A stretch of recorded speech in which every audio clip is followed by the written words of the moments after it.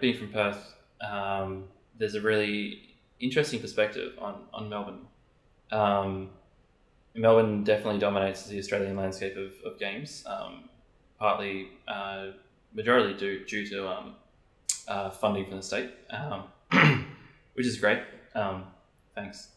But yeah, there's a really interesting dynamic between the different cities, and the scenes there who feel maybe left out of the narrative here, and they feel like they're not being represented when people talk about the Australian game scene. And there's a lot of times when you see the word Australian game scene, it could easily be interchanged with Melbourne game scene, without anyone having to change anything else. Um, but it's really, I mean, it's not something that it's not a bad thing. It inspires competition and inspires, it's it's fine. I think it's an interesting perspective to have over here, because it's something I'm very keen to establish in Melbourne. It's a place where I can show different works from people all across Australia and the world. But I think it's also interesting, I think, talking to people who are getting into games, and explaining to them the scenes across Australia and what's happening in different places.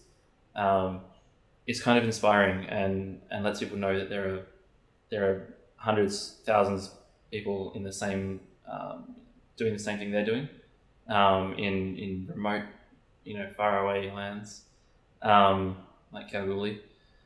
And it's also this, talking to these people and exposing them to artistic work in those kind of areas, and saying, like, there are different avenues to take when you're getting into games, whether you want to do something for commercial success, or for something incredibly artistic, or just something that you feel expresses yourself at the moment.